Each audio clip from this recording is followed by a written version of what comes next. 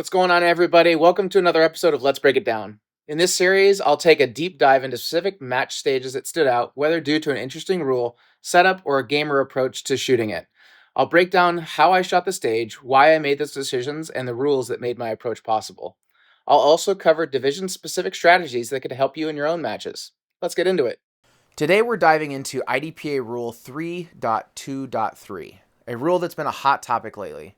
There's been a lot of discussion about how this rule should be applied, and we're still waiting on further clarification from IDPA HQ. But for now, I want to share my interpretation of the rule based on how it's written and how I've seen it applied.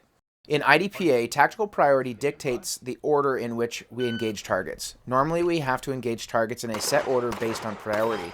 For example, slicing the pie when at a fault line. But what happens when an activator reveals a new target? That's where Rule 3.2.3 comes in. My interpretation of this rule is that if an activator exposes a target that has equal or higher tactical priority than the one that you're currently engaging, you can interrupt your engagement sequence to shoot that newly revealed target. The rule specifically states the shooter may interrupt the engagement in any order to engage the target or targets of equal or higher tactical priority. Words mean things, and the key word here is may. It doesn't say the shooter has to break engagement, only that they can if they choose to. That gives the shooter the flexibility to decide the best way to handle the stage. This rule prevents penalties for engaging targets out of order when they appear dynamically.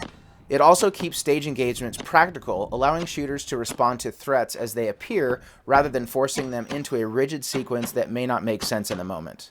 So next time you run a stage with an activator, remember, if a higher priority target pops up, my read on the rule is that you can switch to it immediately, but you don't have to.